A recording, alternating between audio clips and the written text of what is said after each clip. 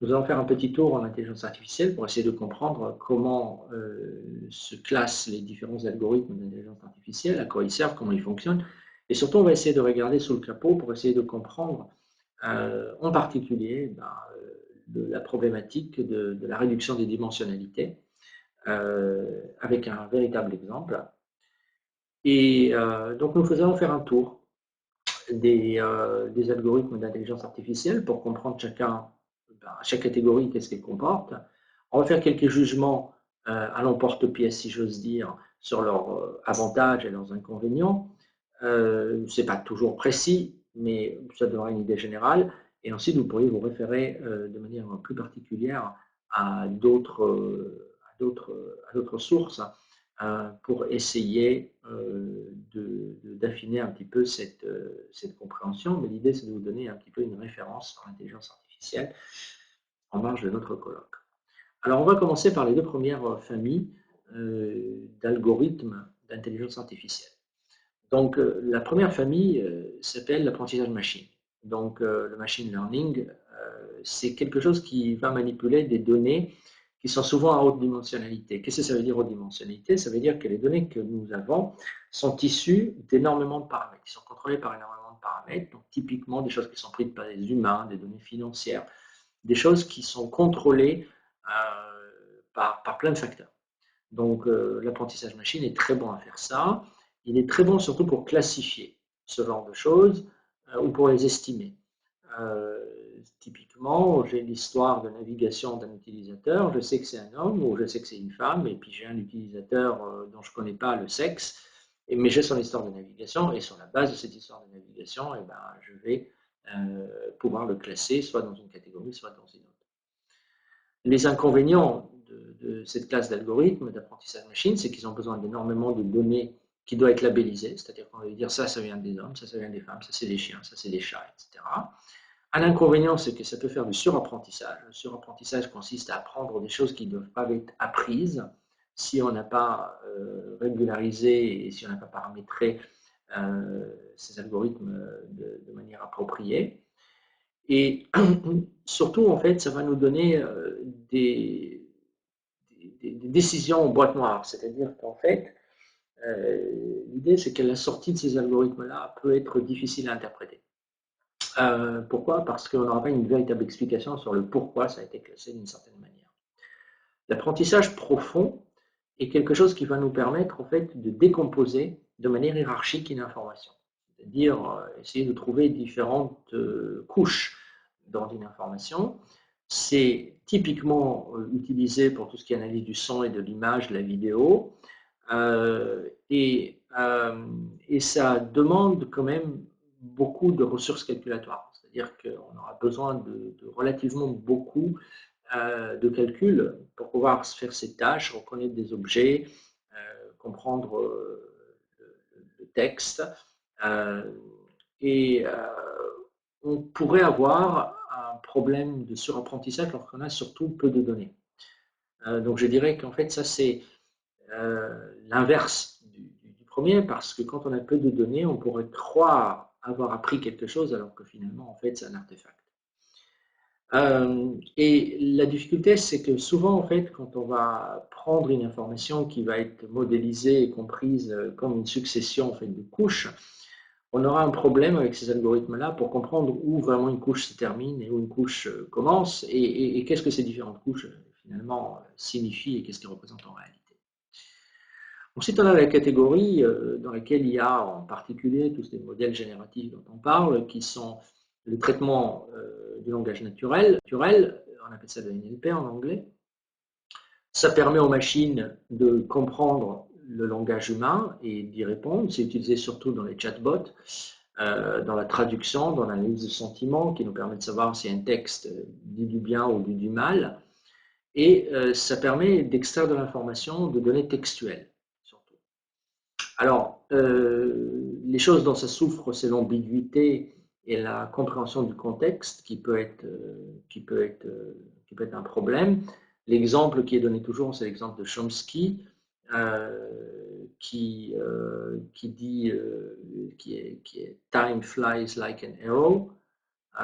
qui en anglais peut dire le temps passe comme une flèche, mais time flies like an arrow peut aussi dire les mouches du temps aiment une flèche. Et donc en fait on voit qu'un humain comprendrait qu'on parle du temps qui passe très vite, mais une machine qui va simplement s'attacher au syntaxe à la syntaxe plutôt qu'au contexte aura quelques problèmes pour interpréter en fait cette information. À partir du moment où on va utiliser du langage qui n'est pas standard, gothique, raccourci, etc., cela pourrait dégrader la performance. Et aussi, les modèles de NLP pourraient en fait être entachés de biais qui sont présents dans les données d'entraînement. Et ensuite, ces biais-là vont être appris et vont servir ensuite à mal comprendre des données ultérieures. L'apprentissage par renforcement est idéal en fait pour prendre des décisions dans un environnement qui sont changeants. Pourquoi? Parce que finalement, en fait, on va apprendre au fur et à mesure. Donc, les agents vont apprendre en interagissant avec l'environnement. C'est très appliqué en robotique, où par exemple, une machine peut regarder un humain faire une tâche et la répéter. Pareil pour tout ce qui est jeu, ou des systèmes autonomes, par exemple la conduite. Donc, les inconvénients de cette famille-là, c'est qu'on a besoin de beaucoup d'exemples pour les entraîner. Ensuite, on a des compromis d'exploration-exploitation qui peuvent être plutôt difficiles. C'est la question, enfin le compromis exploration-exploitation, c'est combien en fait de mes données j'utilise pour apprendre et combien j'utilise pour décider. Et ça peut aussi être un peu instable, c'est-à-dire que le système peut nous donner en fait deux décisions contraires sur une condition limite qui à un moment va basculer, puisque essentiellement c'est quelque chose qui va servir à aider à la décision. Donc par définition, la frontière entre positif et négatif, ou droite et gauche, va parfois ne pas être évidente.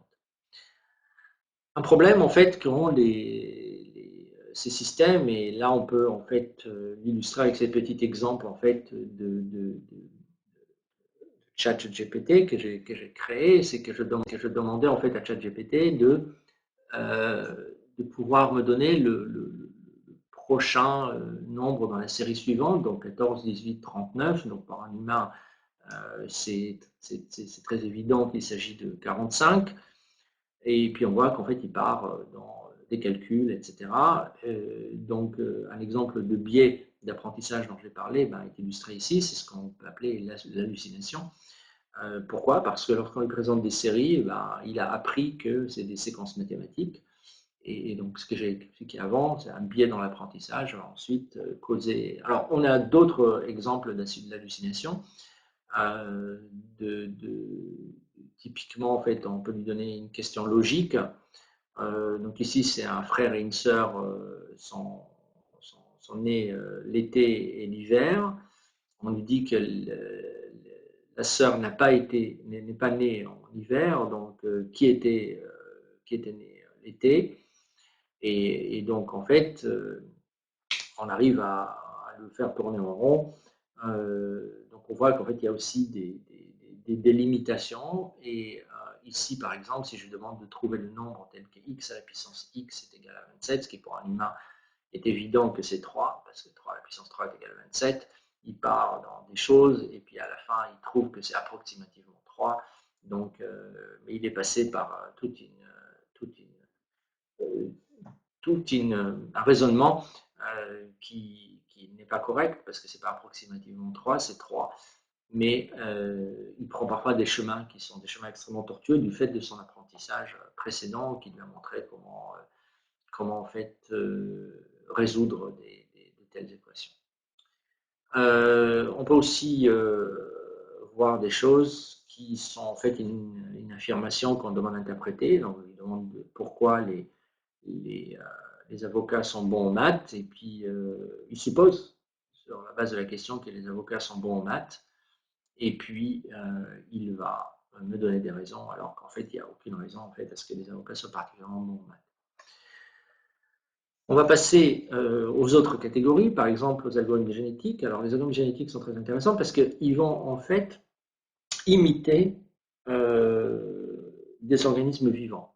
C'est-à-dire qu'ils vont essayer d'évoluer. Donc un algorithme génétique va faire une certaine opération et puis après cette opération, il va regarder quel était l'effet de l'opération, comment la résolution était optimale et il va muter. Donc ces algorithmes sont très bons pour rechercher des espaces de solutions complexes et ils peuvent être appliqués à des problèmes qui ne sont pas continus, pas linéaires, avec plein de facteurs qui sont parfois discrets et parfois continus. Ils demandent beaucoup de calculs parce qu'ils marchent par évolution. Donc en fait, chaque génération va demander du calcul et du temps. Il n'est pas garanti qu'ils trouvent un optimum global. Et fixer les paramètres, en fait, peut être un petit peu compromettant, difficile. Alors, ils imitent la nature. La nature, en général, va trouver la solution la plus simple pour un problème donné et la reproduire de manière naturelle, simplement par tâtonnement. Un exemple, c'est typiquement les chauves-souris, les oiseaux et les insectes. Donc, ces trois animaux volent. Et les trois animaux volent de la même manière avec des ailes. Les insectes ont des ailes, les chauves-souris ont des ailes, et les oiseaux ont des ailes. Pourtant, il n'existe pas un ancêtre commun de ces trois-là qui a des ailes. C'est-à-dire que l'ancêtre commun de ces trois-là est une sorte de ver ou une certaine forme de vie primitive. Mais quand la nature avait besoin de voler, eh ben, elle a développé le concept d'aile qui s'est redéveloppé encore et encore et encore par mutation. Donc là, ça imite un peu ce processus-là pour résoudre un problème.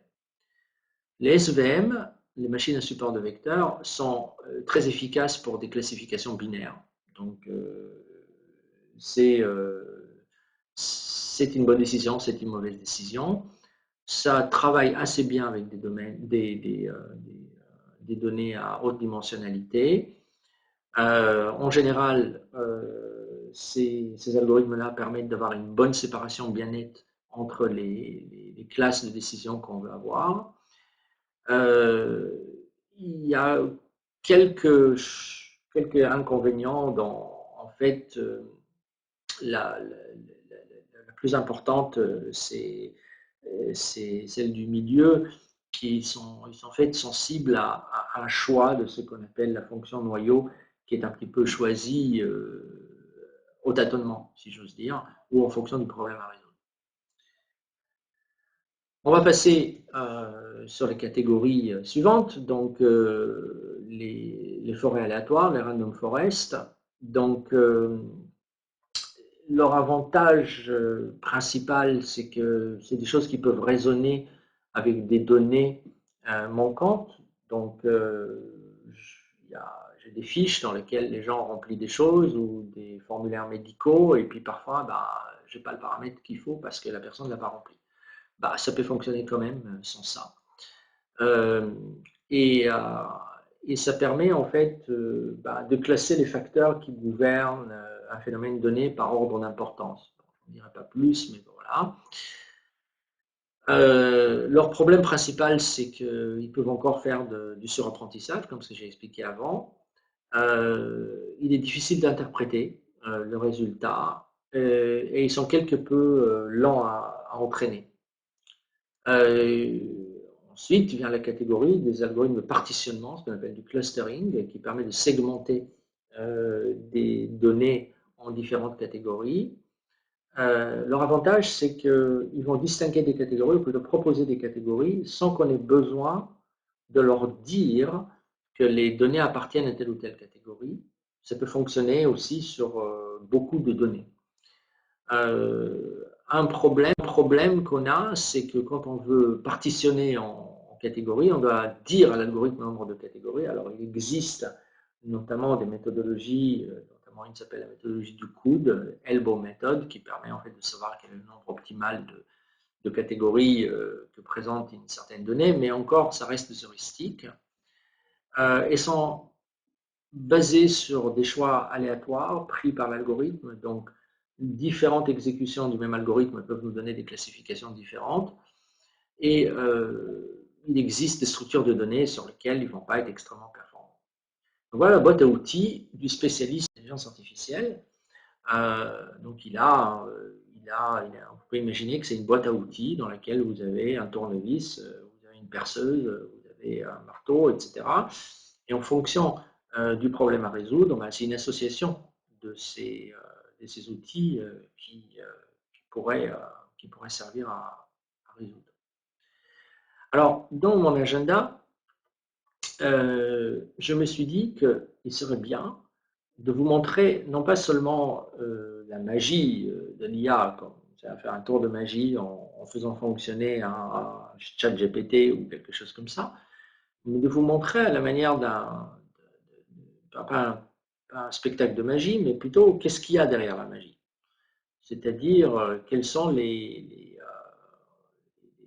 astuces qui permettent de faire cette magie.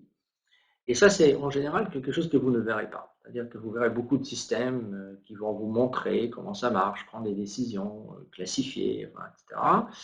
Mais ce que j'ai envie de faire, et ça c'est quelque chose qui est un petit peu plus rare à trouver, c'est de vous montrer qu'est-ce qu'il y a sous le capot. C'est-à-dire comment ça marche et d'où vient cette magie apparente. Alors, on va partir avec un exemple, et je pris pour cela le problème de la réduction de dimension, qui est au cœur de beaucoup de systèmes d'intelligence artificielle. Et ce que vous voyez ici, c'est un petit exemple que j'ai fait de différents élèves, et vous avez les notes de ces élèves-là. Donc, ils ont des notes en anglais, en maths, en français, en sport et en histoire. Donc, j'ai créé cette petite table.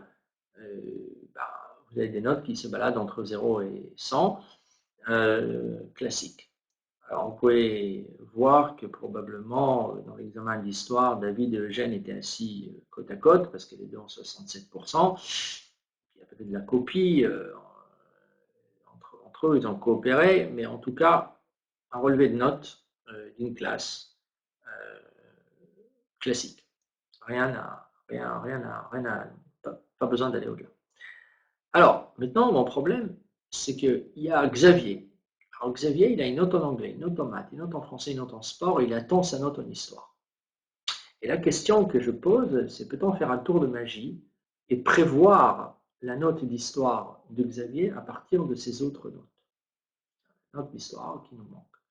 Vous allez me dire quel rapport il y a entre la note en histoire, la note en sport, la note en français, maths et anglais, qu'est-ce que cela peut avoir en commun et par quels moyens magiques on peut prévoir la note en histoire. Il existe des algorithmes qui permettent de prévoir à partir de toutes les notes une note manquante. Ces algorithmes qui sont en général assez fiables, et l'idée ici c'est de vous montrer comment ce tour de magie peut être fait.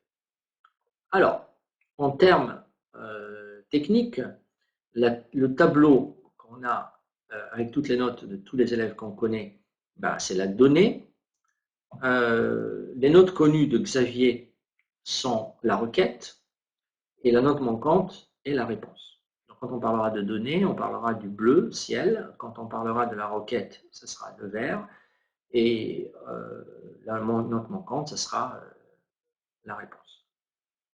Alors, pour rigoler, on peut poser la question à ChatGPT, quelle est la note de Xavier, mais Xavier ne connaît pas bien sûr Xavier. Alors, la question intrigante, c'est comment possiblement une note en sport pourrait nous renseigner quelque chose sur l'histoire, parce que ce sont des disciplines totalement différentes. On verra que ça peut ou pourrait aider. Alors, vous remarquerez surtout le code couleur, c'est-à-dire que tout ce qui est rouge, c'est des utilisateurs, c'est les élèves. Tout ce qui est bleu, c'est les matières. Donc, on a un code couleur qui nous permet de pouvoir savoir, lorsqu'on voit quelque chose d'écrit, est-ce qu'on parle d'une matière ou est-ce qu'on parle d'une personne. Jusque-là, je pense qu'il est facile de suivre et ce qui va venir ne va pas être beaucoup plus compliqué. Alors maintenant, on va introduire, en plus du bleu et du rouge, quelque chose qui est vert. Alors, qu'est-ce que c'est ce qui est vert? Le vert sont des propriétés de base. Alors, qu'est-ce que c'est que ces propriétés de base? C'est des propriétés d'un étudiant. Alors, les propriétés d'un étudiant, ça peut être la logique, la mémoire, la créativité, l'assiduité, etc. Donc vous avez les définitions ici, mais ces définitions ne diffèrent pas du sens commun. C'est-à-dire la logique, c'est comment il peut connecter des faits, la mémoire, c'est est-ce qu'il peut se souvenir de ce qu'il a appris, etc. La créativité, l'assiduité. Et on va supposer que ces propriétés sont indépendantes. C'est-à-dire que vous pouvez avoir quelqu'un qui est très logique, mais avec une très mauvaise mémoire, quelqu'un qui est très créatif, avec une mauvaise logique, quelqu'un qui est très assidu, mais qui n'a pas de logique, ni de mémoire, ni de créativité, etc. Donc, il peut avoir toutes les combinaisons possibles. Ils sont indépendants. Ce n'est pas vrai en réalité, ce n'est pas indépendant, mais on supposera que c'est le cas. Donc, on a attaché à chaque personne ses talents de base. Ses talents de base, et là, ici, on va considérer qu'on n'a que 4. Et maintenant, on va faire une hypothèse. L'hypothèse, c'est que la note de Bob, d'un des élèves, peu importe, on l'appelle Bob, en anglais, est une pondération de ses talents de base. Alors, c'est très important de regarder cette équation qui est écrite ici. Finalement, c'est une pondération. Alors, c'est exactement comme lors de vos notes du bac, où vous avez ce qu'on appelle le coefficient. Qu'est-ce qui compte combien? Donc, vous voyez qu'en fait, ici, on dit que la note de Bob en anglais, c'est le talent de base de Bob en logique, fois un certain poids, plus son talent de base en mémoire fois un certain poids, plus son talent en créativité fois un certain poids, plus son talent en assiduité fois un certain poids. Donc vous voyez que dans cette équation, qui donne la note de Bob en anglais, on a des choses qui dépendent de Bob et qui sont ses propriétés de base, c'est le Bob log, Bob mem, Bob crée, Bob as. Et puis on a des choses qui ne dépendent pas de Bob, qui sont finalement qu'est-ce que c'est que l'anglais. C'est tout ce qui est weight quelque chose, weight log ENG, weight mem ENG, weight crée ENG, weight as ENG. Donc tout ça, ce sont des propriétés de l'anglais, non pas de Bob. Et quand on combine les propriétés de Bob avec les propriétés de l'anglais, bah, on a un petit peu comme un cadenas et une clé. On combine les deux, on a un certain effet, une réaction chimique. Et il sort de cette réaction chimique quoi? Il sort de la marque, enfin non, la note de Bob en anglais. Et donc vous voyez que ce qui est très important de voir ici, c'est que le vert est une sorte de connecteur. C'est-à-dire que quand on va prendre du rouge, vert, ensuite du vert bleu, et on finit par du rouge bleu. C'est-à-dire qu'on a abstrait en fait les talents cachés de Bob pour obtenir seulement une note en anglais de Bob, c'est-à-dire qu'est-ce qui vaut. Donc c'est très important de visualiser cette équation-là et de comprendre à peu près comment elle fonctionne, qui est que pour avoir la note de Bob en anglais, on aura besoin des talents de Bob et de combien chaque talent est important pour l'anglais. C'est ça ce qu'il faudrait qu'on arrive à voir. Alors on continue. Bah, ici, sur ce transparent, eh ben, j'ai essayé d'expliquer deux choses. Ben, tout d'abord, vous faire remarquer que le rouge et le bleu, c'est des propriétés de Bob et de l'anglais. Et ensuite, vous montrer qu'on a les propriétés de Bob et les propriétés de l'anglais. Et aussi de dire que ce modèle est très primitif. Il fonctionne assez bien, mais il est primitif. Et il suppose non seulement l'indépendance, dont on a parlé déjà, sur les talents de base, mais aussi de la linéarité. Donc, ça veut dire la linéarité? La linéarité, ça veut dire simplement que je peux représenter la note de quelqu'un en anglais comme une somme pondérée. Une somme pondérée, ça peut ne pas être le cas. Il peut y avoir une somme qui comporte, par exemple, la logique de Bob au carré ou le logarithme de la mémoire de Bob, ou toutes sortes d'autres fonctions qui viendraient se mettre à l'intérieur. Donc ici, je suppose simplement que c'est une moyenne pondérée. Ça s'appelle la linéarité, mais pour le moment, on ne va pas s'en occuper. On suppose que c'est ça le modèle et que c'est comme ça que ça fonctionne. Comme ça fonctionne un cerveau humain. Ça vaut ce que ça vaut, mais on va essayer de regarder ce que ça donne. Donc, en d'autres mots, en fait, le jeu qu'on a, c'est quoi? C'est qu'on a ce qu'on appelle une fonction noyau et on a ce qu'on appelle des propriétés. fonction noyau, c'est comment on compose l'onglet, etc. Tout ça va générer des inconnus qui vont contrôler les données. Donc on suppose que les données qu'on a sont issues d'un processus de synthèse qui est donné d'une fonction de mélange qui va mélanger en fait les propriétés dont on dispose et nos données en fait sont issues de ces processus de digestion. Et ce qui nous intéresse beaucoup, c'est d'inverser ce processus de digestion, puisque c'est l'inversion de ce processus de digestion qui va nous donner la réponse à la requête qu'on a, qui est la note manquante de Xavier. Alors on va essayer de regarder comment on peut y arriver ou comment on pourrait y arriver. Alors on va essayer d'inverser la machine. Alors on va regarder. On va se concentrer un tout petit peu pour essayer de voir clair. Et n'hésitez pas, lorsque vous regardez cette présentation, de revenir en arrière pour essayer de consulter de nouveau les transparents que je suis en train de vous montrer. Alors, la question naturelle, c'est quels sont les poids? Alors, de quels poids je parle? Je parle des poids qui sont non transparents ici, c'est-à-dire le weight quelque chose. C'est cela, parce que c'est ce qui détermine comment la logique se transforme en anglais, comment la mémoire se transforme en anglais, comment la créativité se transforme en anglais. Alors ça, on ne le sait pas. On suppose qu'il y a des poids, mais malheureusement, on ne les connaît pas. Donc on va essayer de les apprendre. Alors, comment on va les apprendre? Chaque ligne de données va me donner une équation. Pourquoi? Parce que si on regarde le tableau de base au départ, je vais revenir au tableau de base, il est là, voilà. Vous voyez qu'en fait, dans le tableau de base, si je prends Alice par exemple, qu'est-ce que je vois avec Alice? Je vois une instance dans laquelle on combine l'anglais, les maths, une instance dans laquelle je combine les différentes notes, les différentes propriétés d'Alice pour obtenir l'anglais, pour obtenir les maths, pour obtenir le français, pour obtenir le sport, pour obtenir l'histoire. Donc en fait, chacune de ces lignes va me donner une équation. Alors, si vous avez fait un tout petit peu de maths, vous voyez que ce sont ce qu'on appelle des équations linéaires. Et donc, une ligne de données va me donner une équation. Alors, qu'est-ce que va me donner, en fait, qu'est-ce que vont me donner mes différents étudiants? Alors, chaque étudiant va apporter 4 inconnus. Alors, évidemment, je ne connais pas, en fait, ses talents de base en logique, en mémoire, en créativité, en assiduité. Ils sont différents pour chaque étudiant. Donc, chaque étudiant, il m'amène 4 inconnus nouveaux. Donc, c'est un nouvel étudiant, il n'a rien à voir avec les précédents, donc je ne connais pas ses talents de base. Donc, un étudiant arrive, je dois payer 4 inconnus. Mais cet étudiant-là, comme vous avez vu, m'apporte 5 équations. C'est-à-dire, il me donne 5 marques, puisque dans le tableau, j'ai 5 marques.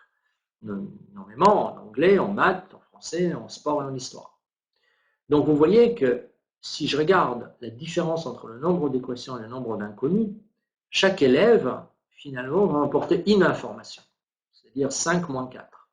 Il apporte 4 inconnus, mais il me donne 5 connus, 5 données. Donc, quand je fais la différence entre les deux, on voit que chaque étudiant dans mon tableau, chaque ligne, va avoir une balance positive d'inconnus. Alors, notez que si j'avais 3 notes seulement, j'aurais un problème avec ce modèle-là, parce que j'ai 4 inconnus et 3 connus. Donc, je serai en déficit. Mais j'ai choisi judicieusement mon exemple en prenant 5 notes et 4 talents de base pour avoir une balance positive de 1. Et donc, en fait, maintenant, chaque étudiant m'apporte une information qui va vers la résolution de mes systèmes d'équations. Alors, on commence avec un déficit de 20 inconnus, qui sont tous les poids. Alors, pourquoi on en a 20? Parce qu'on a 4 talents de base et 5 matières. D'accord? 5 matières, l'anglais, les maths, le français, l'histoire. Donc, 5 fois 4, ça me donne 20. Donc, je commence avec un déficit de 20 inconnus. Donc, vous voyez qu'en fait, en ayant 20 élèves, du coup, je vais absorber ce déficit de 20 inconnus. Je vais pouvoir simplement résoudre un système linéaire de 20 équations avec 20 inconnus et je trouverai tous les poids. Je trouverai tous les poids parce que j'aurai suffisamment d'informations sciences mathématiques pour le résoudre. C'est tout.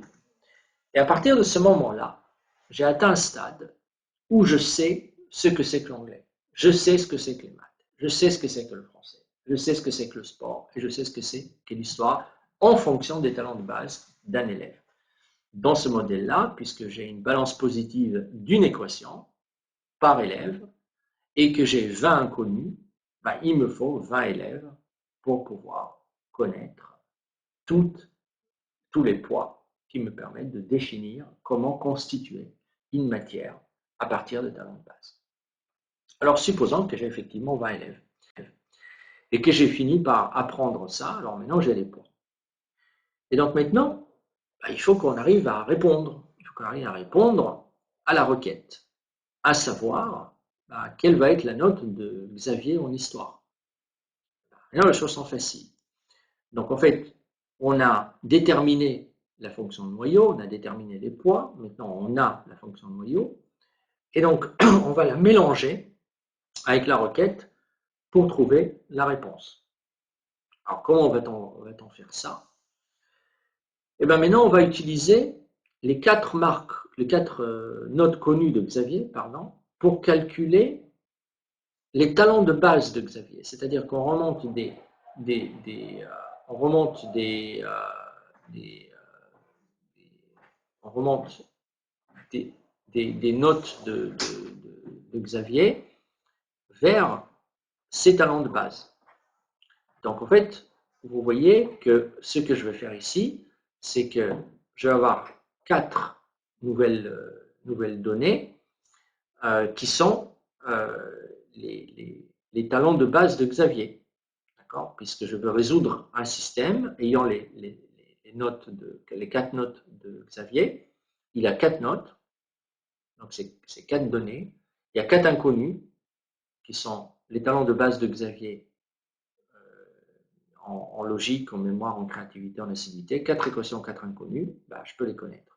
Et une fois que je les connais, je vais utiliser ces talents de base pour redescendre sur la note de marque en histoire. C'est-à-dire que maintenant, je peux prédire la note de marque en histoire.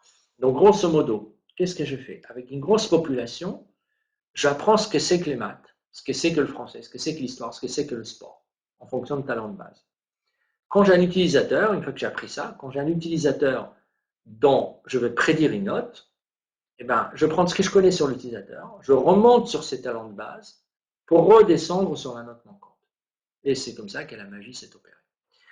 Et donc, en fait, une observation qui est un peu contre-intuitive, c'est que dans ce modèle, tel que je vous ai montré, sans la note de Xavier en sport, on n'aurait pas pu prédire sa note en histoire, ce qui me paraît quand même assez contre-intuitif. Donc, ce que vous avez vu ici, c'est la réduction des dimensionnalités. C'est-à-dire qu'en fait, vous voyez qu'on a énormément de mesures des mêmes facteurs de contrôle. C'est-à-dire que les mêmes facteurs ici, c'est la logique, la mémoire, la créativité, la subtilité. Il y en a 4. Mais je peux vous donner 50 notes, donc 50 matières différentes. Mais ces 50 notes sont des combinaisons différentes de ces 4 talents de base. Donc, ce qu'Elia va essayer de faire, c'est de réduire la dimension pour essayer de comprendre quels sont les facteurs qui contrôlent. Et une fois que ces facteurs de contrôle identifiés, on va essayer de remonter, en fait, à partir de ces vecteurs de contrôle, sur les données manquantes. Alors vous noterez qu'en fait ici, il y a une toute petite erreur typographique de couleur. Sport, sur la logique, devrait être en bleu, puisque c'est une matière. Or, ici, je l'ai mis en vert. Ah, voilà. Donc, qu'est-ce qu'on a fait en termes d'intelligence artificielle? La première phase, c'est la phase d'apprentissage, et la deuxième, c'est la phase d'inférence. Donc, maintenant, vous avez la terminologie consacrée. Et certains vont appeler ça l'ascension informationnelle et la descente informationnelle, parce que vous voyez qu'en fait, on monte et on redescend.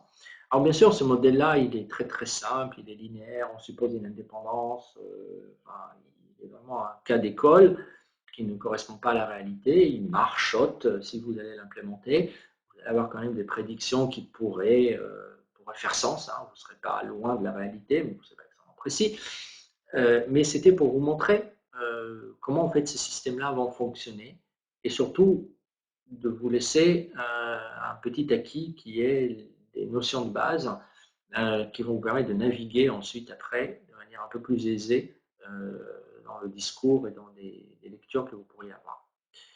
Voilà, donc ceci termine un peu notre petit tour introductif en vue de notre colloque. Je vous souhaite un excellent colloque et puis j'espère que cette présentation vous a intéressé et qu'elle vous sera un tout petit peu utile.